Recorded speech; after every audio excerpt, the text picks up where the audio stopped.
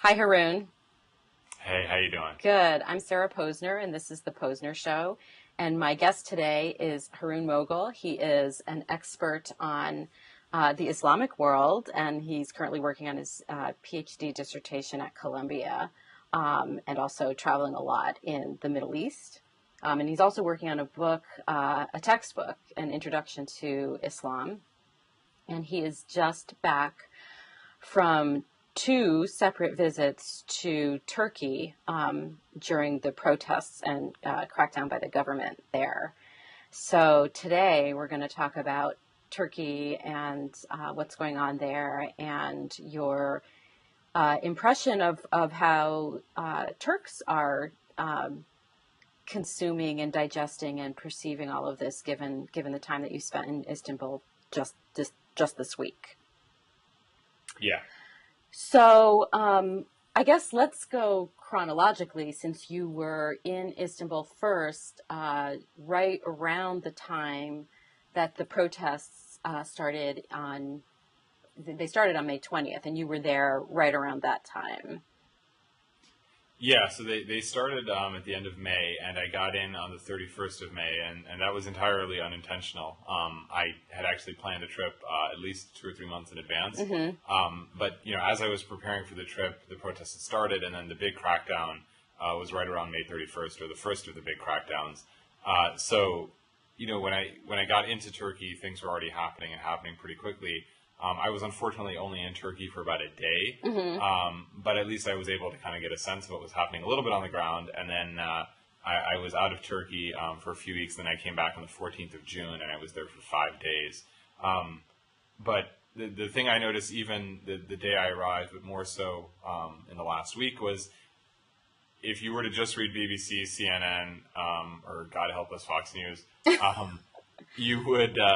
you would think that Turkey was a country completely and utterly in crisis and lockdown under martial law, falling apart. And what I saw was very, very, very different from that. And I think that's what got me in the mood to start writing and interviewing. And it's actually the first time in a long time where I've just been on the ground talking to as many people as possible and trying to get as broad a picture as possible of Istanbul, far beyond what I think American and Western media have been able to provide so far. So, well, let's backtrack a little bit. I mean, I think that here, when the protests started, the American media was kind of portraying it as well. They were protesting against the building of this shopping mall, and it was more of like a green environmental protest. And then as things developed and as the government started cracking down on the protesters and on the press, people started asking more questions about Erdogan and his not just a secular versus religious kind of divide, but more of a democracy versus anti-democracy divide. What was your perception of that when you were there? How the Turks were looking at it? Yeah, I mean, I think what you said is exactly on point. It's democracy versus non-democracy, but more importantly, it's actually about what is democracy and what rights and powers do you get as a democratically elected government. Where do you draw the line? How do you pursue opposition? And what do you do when you are in the opposition? I think Turkey is, firstly, I think a country that needs to be deeply appreciated for what it accomplished. On their own, against the military and against a Kemalist secular dictatorship that was incredibly suffocating, stifling, and violent, Turks achieved democracy on their own, right? So Germany had to be forcibly occupied and made into a democracy after World War II. The same goes for Japan. Turkey, again, did it on its own. So I would frame what's happening right now as part of a very long conversation internal to Turkey and Turks about what it means to be a democracy. Now, part of the problem is that Turkey has always been a very centralized state, and this happened under Ataturk when he founded the Secular Republic in 1923. And basically what that means is you shove through projects from the center with little consideration for what's happening on the ground, no matter how far away you are. So in the last few years, Erdogan's government, which is kind of a pro-big business, right-wing, conservative Muslim party, has been ramming through one project after another and radically changing Istanbul's literally its skyline, its physical landscape, its look, its feel, how much traffic there is. They just announced plans for the biggest airport in the world. So, I'll let you digest that for a second. North of what's now Istanbul, and to build a new city, possibly for millions of people north of Istanbul. And build a new city? Yeah, and so, part of the reason for that is, look at Turkey as a kind of China, right? Here's a country of 75, 80 million people that's rapidly modernizing, but is at the same time a democracy. So you have the tensions that come from, an expectation of respecting individual, local, and regional rights, with the desire to rapidly modernize and become among the world's wealthiest countries. So Turkey is now between number 14 and number 17, depending on how you look at the stats in world economies, which is pretty wild. You think about a country, that's come that far in the last 10 years, average income has tripled.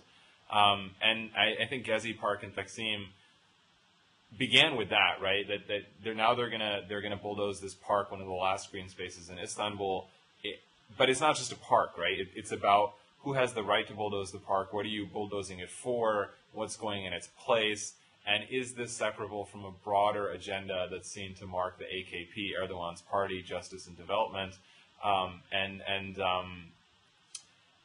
It comes down to lifestyle issues, cultural issues. One religious Turk described the protesters to me as the American Tea Party. He said, and I'll never forget this, they're like white men who can't accept that they've lost. Now, who said this? It was a religious Turk on the ground in Istanbul who described the protesters as the Tea Party, saying. Did he understand what the Tea Party is? Oh, completely. And he said, and this is interesting, right? So in Turkey, there's white Turks and black Turks. White Turks are the secular elite who supported Ataturk and were a dictatorship. Black Turks are the Islamists who call themselves Black Turks in part after the U.S. Civil Rights Movement, because they see themselves as basically pursuing the freedom to be who they are and the right to be who they are, and resisting a long-standing tradition of discrimination and derision. So it obviously doesn't map out, in many so ways, this is not. That's how it's this framed. is not. These monikers are not about race. They're about perceived social standing. Exactly, and political standing. And religion, and religiosity and culture, and white Turks were the elite, the supposedly cosmopolitan, the progressive, in very loaded ways, I'll say. But again, what this protest stands for is really up in the air. Was it, obviously it started over a park, but was it really about a park? What do the protesters want? Why did the government crack down so viciously and brutally? And where does it go from here? And I think those are all very, very difficult questions to process and to answer. So, yeah. So now I'm still digesting what you just said, and so when you were there the second time, second time you were there this week, late last week, early this week, this was when the crackdowns were happening, and I understand from Twitter that you were there when there was tear gas going on, and you got tear gas trying to interview people who were protesting. So, I mean, this seems like a really bad idea on the part of the government to be tear gassing protesting people and still trying to portray yourself as a democracy. How do you think that, is this intimidating people from going out to protest more, or is it galvanizing them to protest more? So when I landed on Friday, very, very early in the morning, something around 3 a.m, I was up and out the whole day. And the first thing that struck me is I went to all the typical neighborhoods because I was with friends, some of whom had never really seen Istanbul. And so we went to a lot of the touristy areas. And you've been a tour guide in Istanbul before, so you know it really well. Tours. Yeah. So we went to these areas and they're packed with tourists and people. And I remember reading, I believe on the BBC a few days earlier, that Istanbul was under lockdown, and this did not seem like a city under lockdown. Even Friday night we went into Beyoğlu, which is the neighborhood where Taksim and Gezi Park is located, and actually we went to see Man of Steel. But that's because we're American, and we had to do that. Were you the only people in the theater? There were like 10 other people, and the movie sucked. It was so bad. I would rather support democracy than watch Man of Steel. That's how bad it was. But the theater wasn't that far from the protests, and there was a lot of graffiti on the streets. There were some people in Guy Fawkes masks. There were clearly people coming back from a protest. but it was also just full of tourists. And what I noticed over the next few days is it would really rise and fall. There were some days that felt more tense in Istanbul and some days that felt really relaxed. And there were some days where you saw police kind of everywhere, out in force with guns, not with riot gear. You only saw cops in riot gear around Taksim. And on Sunday, we actually just tried to get to Taksim and to interview protesters, right? We wanted to just talk to people. And we couldn't get into Taksim. The police were really cracking down and closing down the streets. And, we thought, being very smart, intelligent men, let's go see what happens if we approach protesters near the police. A friend of mine and I, we got separated. We got tear gassed. Getting tear gassed is a lot worse than it sounds. And then, there's one point where I was running away from the tear gas and I could sense everyone, like a crowd of protesters running behind me, at which point I was like, crap, because if they're running behind me, that means the cops are behind them, which means I'm going to get tear gassed again. And so, long story short, it's a very complicated picture. The crackdown was definitely severe. It was definitely, forceful.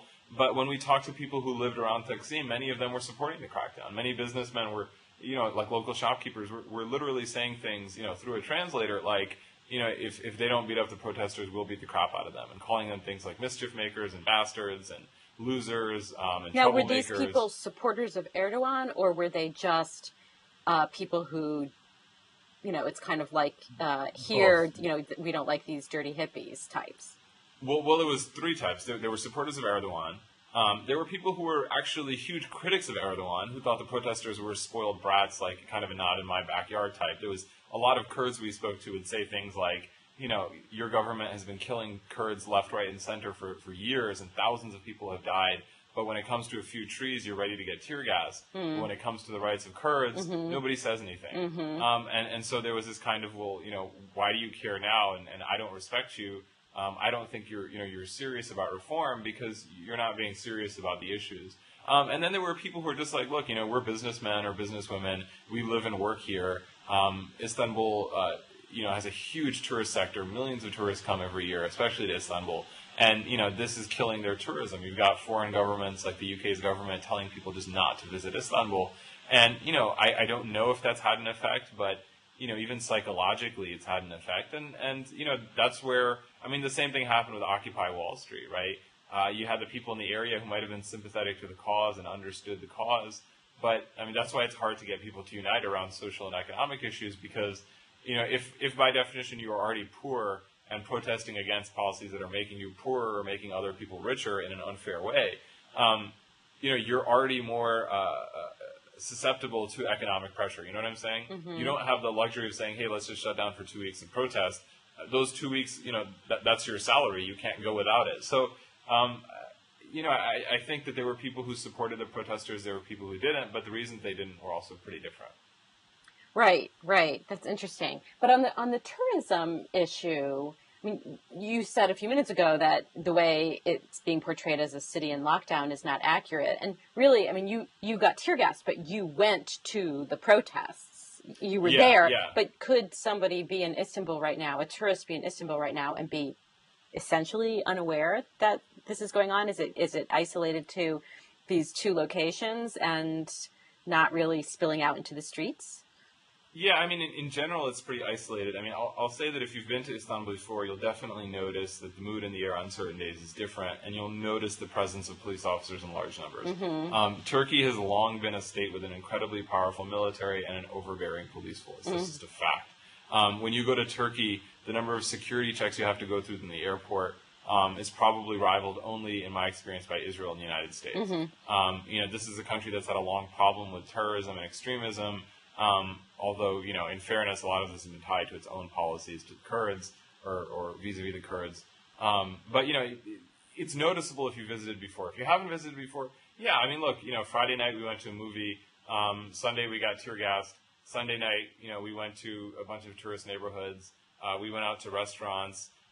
Some of the restaurants we went out to were in more secular neighborhoods, and you saw people marching down the street carrying flags with Atatürk's face on them. Sunday night, there was a massive rally near the airport. Some people say up to 1 million people came out to hear Prime Minister Erdogan speak. Definitely something's going on, but you can still, it's still safe. People are still out and about doing things. I had an awkward birthday dinner on Sunday night, Monday morning. But, you know, the city still functions, it still works, people still come, but how that's affected people economically, I don't know. I don't know what the numbers are. So what would you say is the main source of the protest against Erdogan? Is it an economic inequality kind of concern? Is it the lack of democratic processes? Is it, like, as you say, the overbearing police force? Was the overbearing police force an issue before the protests started, or did it become an issue after the brutal crackdown of the protests? I mean, if you talk to someone who's Kurdish from Turkey, they can tell you all sorts of stories about the military and the police force. All sorts of stories. You know, torture in prisons, you know, heavy-handed police responses, police brutality. And those have always been issues. I mean, this is a country that's gone through 4 military coups. Generally, this is the military intervening to bolster Kemalist secularism against the left and against religious Muslims. So, you know, it's sort of pushed off in both directions. Now, what I see these protests are is first of all, is in and of itself, it's a good thing because, you know, if people are protesting for more local say, more devolution of power, protection of green spaces, less sort of rampant, unthinking commercialization and urbanization, that's a good thing, right? We lose sight of the bigger picture. The fact that Turks are coming out to protest in favor of these things is itself a good thing, right? The police response is definitely to be criticized and was definitely severe, but let's focus on the good first. The second thing is, you know, this is part of the development of a democracy, and Turkey right now is on the verge of working on its first post-coup constitution. The last official coup was about 30-something years ago. The last unofficial coup was in the late 90s against an Islamist prime minister, removing him from power. But, you know, this is about that trend, right? How do you develop a democracy? And what does it mean to be a democracy, and where do you draw lines, and what does it look like? But the third thing, and I think this is the critical thing, is, you know, this is inevitable, right? There is no opposition to Erdogan. Yeah, he's jailed a lot of journalists, and yeah, his regime has been authoritarian at times, but the opposition is just pathetic.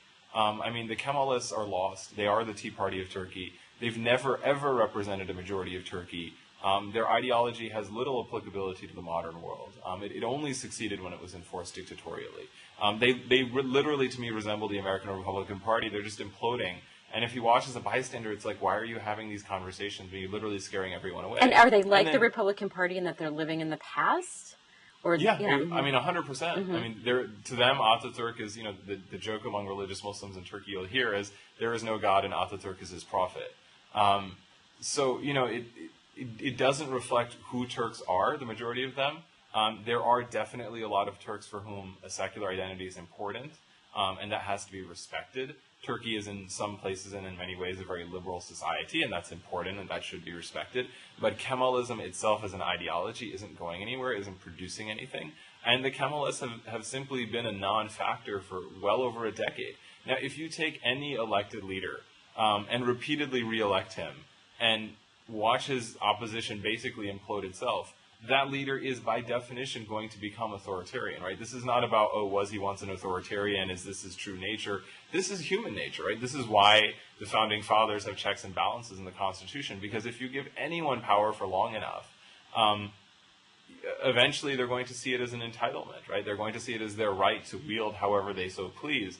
And if every time there's a challenge, that party is returned with an even greater percentage of the vote, with an even stronger mandate, and they oversee a country that's gone through a 300% rise in GDP in 12 years, of course those people are going to be high on themselves, right? Like if I was ruling a country and your per capita income had tripled, you know, my default response would be like, maybe you should shut up, right? Because, you know, I've made Turkey into a world power, right, you know, a major player, and what have you accomplished? And I think that's the problem, is that there's no opposition. And I think what's really going to be interesting is what happens here, because I talk to a lot of religious Turks who do not like Erdogan. They frankly find him offensive. They think he's far too overbearing. They think he's authoritarian, and they want someone else. The problem is there's no one else, and the way Erdogan spins this, and that's the critical thing, is he comes out and says this is the same thing that happened to us 20 years ago. These are the Kemalists trying to take over again. They're exploiting, you know, instability. They're creating instability. They're producing these destabilizing elements. But it's not them who's driving the protests, though. Oh, of course not. It's organic. Yeah. But this is the question: is one, for someone who came out of that milieu, right, your natural instinct is to see everything through that lens, right? Erdogan was put in jail by a Kemalist government for reading a pretty innocuous poem, right? And he was mayor of Istanbul, right? So that's his formative political experience, right? He was put in jail. The first Islamist prime minister was elected in Turkey in 1960, Adnan Menderes, was executed by the military. So there's definitely this sense that we've always been persecuted against, and there's almost this feeling like, you know what, maybe it's not real, maybe we're really not in charge, and around every corner there's a Kemalist waiting to take you down. And the second problem is, Erdogan's doing this deliberately, right? Divisive politics in a country that's very divided works. It's not moral. Well, it's not right. He's dividing it between just two camps. He's being divisive between two camps, but then there are all the people who don't fall into either camp. And they're stuck on the sidelines, or they're forced to choose. And that's what... Okay, go ahead. No, sorry, go ahead. And so that's what leads people out into the streets, right? I mean, that's what leads them to protest, because they have no representative of their point of view or of their political ideology or their experience. Yeah. These are young people especially, and this is, I think, the critical thing, is that Erdogan and the AKP have accomplished a lot in sort of opening the door to Turkey being more honest about its past, but it's now time for the next generation to come up, and the next generation will specifically be those people for whom these divides of culture and religion and identity are not political divides, if you see what I'm saying, right? It's almost like young Americans who look at, friends who might be LGBT and don't see this as an existential issue anymore, right? It's just normal. Right. It's part of their life experience. So the rhetoric of maybe their parents' generation or their grandparents' generation, depending on how you look at it, just doesn't speak to them at all. Right. Exactly. It's irrelevant. And this is almost like what's happened, except, and here's the problem, the protests, right, they have demands. They don't have a political sort of form yet, necessarily, which may be a good thing, but I think on balance is actually a bad thing. And then the opposition parties keep trying to exploit it, right? So, Erdogan, whether he's being, sincere in his misinterpretation of what these things are, these protests are, or he's being a cold, calculating, cynical politician. Right. He's just doing what politicians do. He's dividing in order to conquer. He probably perceives correctly some level of not disorganization, but just a lack of organization, right? I mean, they don't have the same political or economic or any clout that he has. Or even, it's not even equivalent to any organized opposition to him in terms of clout. And so he's from what you say, he's exploiting that. But I wonder, sometimes out of these sorts of movements, certain figures emerge, certain charismatic figures emerge who can become leaders of an organized or coherent political movement. Has that been happening at all? Are there certain individuals or groups of individuals who've emerged where people look at them and say, oh, maybe these are the people that will build a movement out of this organic movement, which is just right now, like you say, an organic phenomenon. I don't think we're there yet, but I think if anything, this is.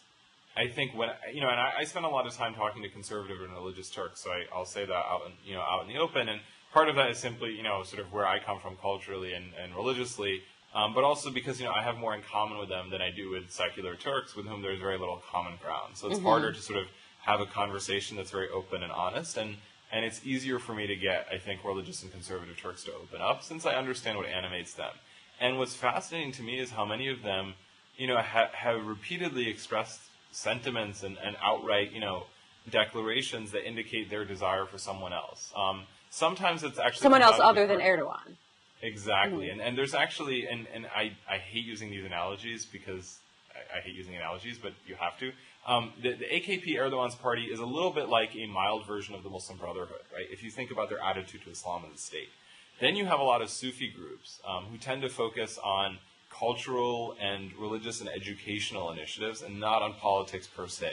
And there is a divide between them. And in the latter, I've noticed a desire for Erdogan to step down, repeatedly emphasizing that he's been in power for too long. One senior such person actually said to me, if Erdogan doesn't shut his mouth, I'd like to sew it shut for him. Because, based on his response to the protest, saying it's completely inappropriate and completely going beyond the bounds of sort of democratic discourse. And a lot of them want the current president of the republic, Abdullah Gül, who's seen as a much more diplomatic, statesman-like figure, a much more, shall we say, calming presence, to run for president under the new constitution and not Erdogan.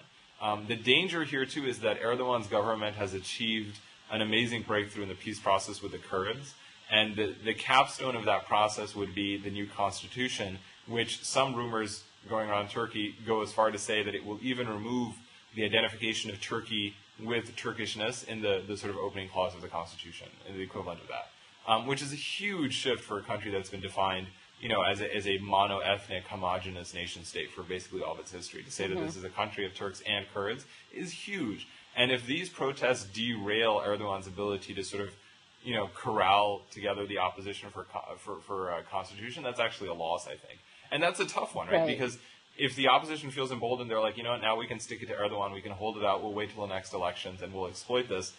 That's good for Turkish democracy, but it's bad for Turkish democracy, because if it makes it harder to strike a peace deal with the Kurds, then we have a problem, right? Because first of all, the Kurds have just been suffering for way too long. Yeah, It's immoral and ridiculous and completely unacceptable.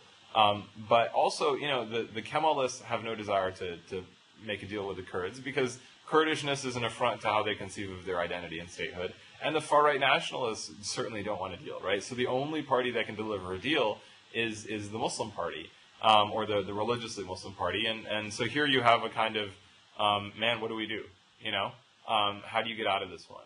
And that's where I say it's a lot more complicated than a simple, democracy versus non-democracy. In some ways, Erdogan is better for democracy than the opposition. Right. So, but the Sufi groups, the ones that are not necessarily political but that oppose Erdogan, is there any common ground between them and the secular opponents of Erdogan? So I was sitting with an academic, a religious fellow who's a member of a Sufi movement, very articulate, very smart. I'm sorry, before we go there, maybe sure. you should just explain Sufism. Sure. Yeah. So Sufism is kind of like, monastic orders within Islam, except it's not monastic. But basically, it's the spiritual discipline within Islam. So traditionally in most Muslim countries, most men and women joined a Sufi order of one kind or another, which was a combination of spiritual discipline, community engagement, being connected to a community, having a spiritual advisor, and the religious equivalent of psychotherapy. I don't know if that makes sense, but it's kind of what it was, right? You went to your sheikh with your Sufi leader, your peer, your mentor with your problems, and he or she would sort of prescribe medication for you in a spiritual or social sense, right? So they would kind of help you through your religious problems and help you develop religiously. Ataturk persecuted the Sufi orders and drove them underground because they were important pillars of the Ottoman Empire, which preceded Turkey. And starting in the 60s and 70s, he sort of burst out into the open. And, I met with an academic who is a member of one of these orders, who's very well educated, does a lot of work in interfaith, and he said something fascinating to me. So recently, the AKP has passed a number of restrictions on alcohol consumption, production, and advertising. And many secularists saw this fairly and maybe a little bit unfairly at times as an attempt to Islamize the state in public space. And so, he said, look, there are a lot of Turks for whom alcohol is not alcohol. It's a lifestyle choice that speaks very deeply to who they are, who they want to be, and who they think Turks are supposed to be. And they do associate consumption of alcohol and the right to consume it as part of that secular and liberal identity. And then he said something fascinating. He said, we have to respect that. It's not the business of the state to get into lifestyle choices, especially when they are not just lifestyle choices, but they are deeply integral to someone's sense of place and purpose in the world. Right. That's what I was trying to get at. I wonder if, even though they don't identify as secular in terms of their own lives, they don't lead secular lives, but they could be secular in the sense that they believe the government should be neutral vis-a-vis religious or irreligious people. Yeah. I mean, I wouldn't go so far as necessarily saying secular, because, the other thing with Turkey is the state controls religion and funds religion and takes care of mosques and rebuilds them and pays for imams. So it's not quite secular. It's a secular state that keeps a tight leash on religion and is secular because it controls religion and decides what does and doesn't enter the public sphere.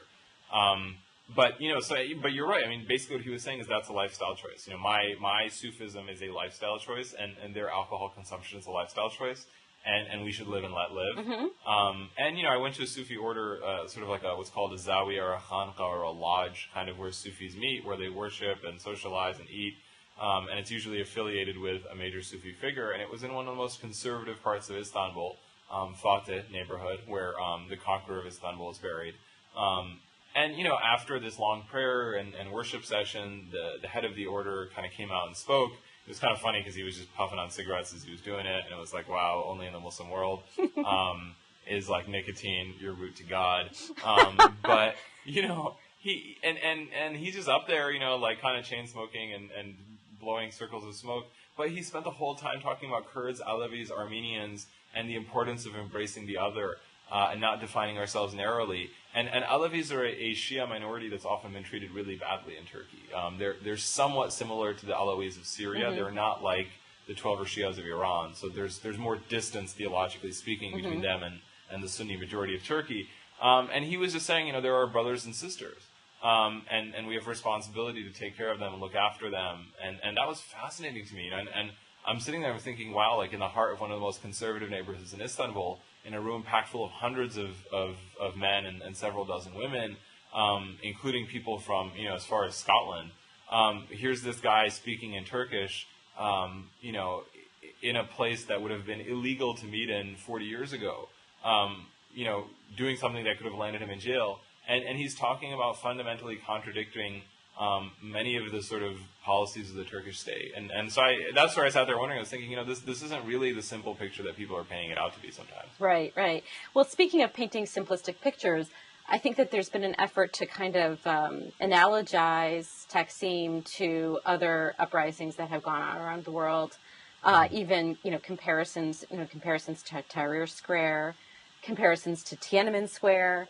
Do you think that any of these comparisons are apt, or is Turkey just too much of its own has its own unique history and its own unique circumstances at this moment to be able to compare it to any of these other situations?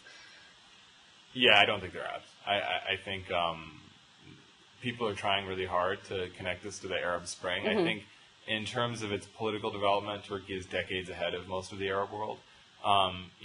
If you get a gathering in Tahrir in 20 years, after a series of coups and democratic elections and governmental mandates, then you could start talking about an analogy. And the second reason, very simply, is Turkey is part of the West in many ways. And I think that makes the dynamic very, very different.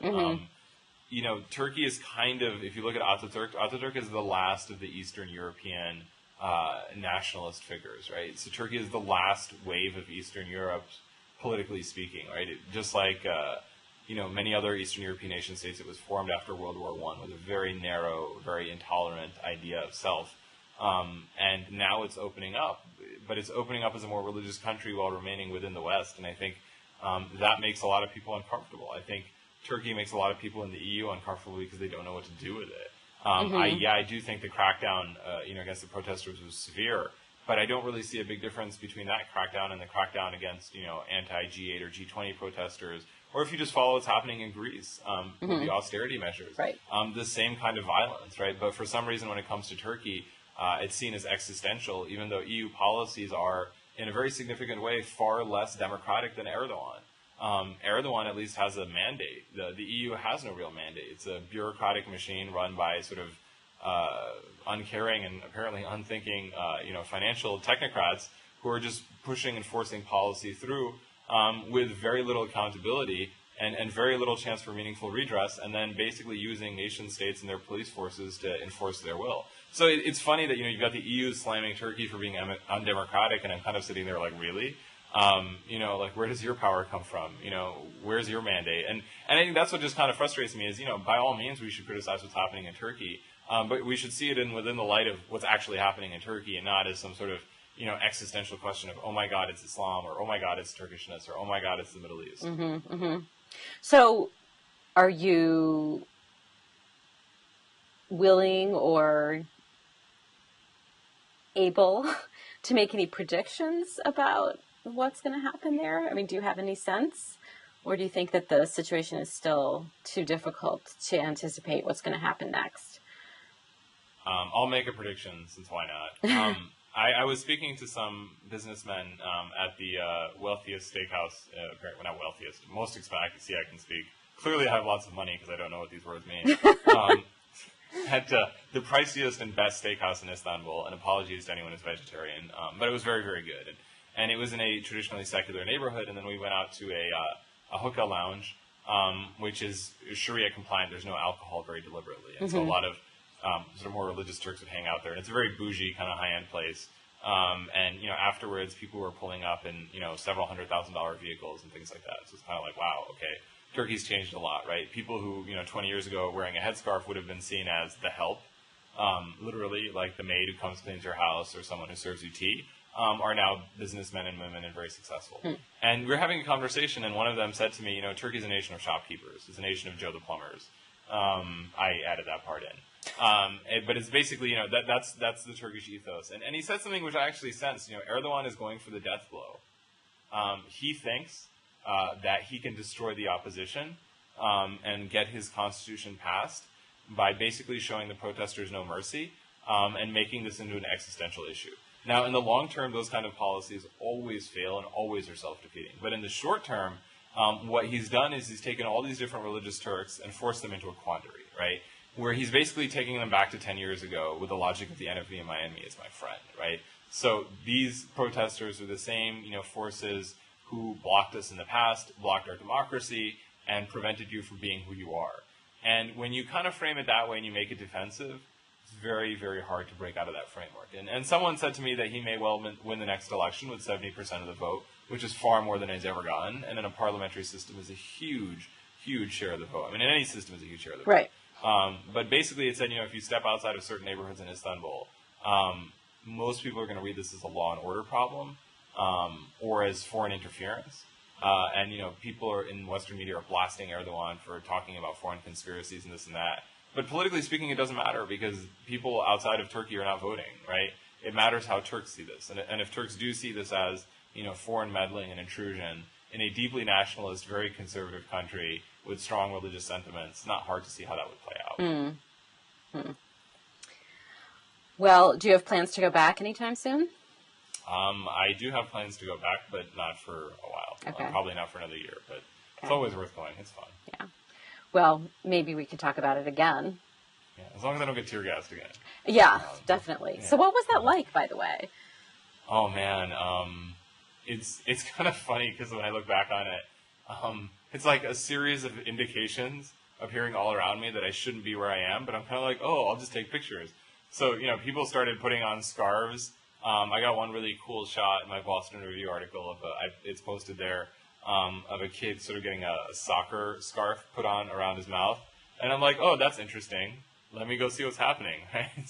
So, me and a friend approached police lines. We're both kind of standing to the side, and then pop, pop, pop, and they start firing the shells. And, then I decided I'd go look for my friend thinking, oh, if I close my mouth, it's fine.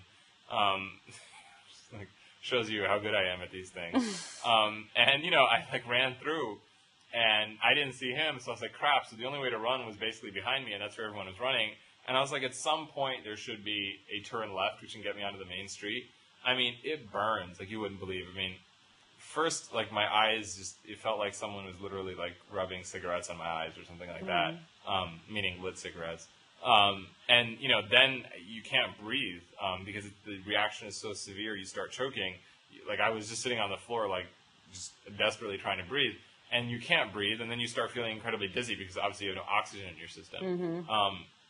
The amazing thing to me, and again, I've never been in this situation before, is this is, as a weapon, it's not localized, right? Like the shells drop, and then we ran like 5 or 6 blocks away, which is a pretty considerable length to run.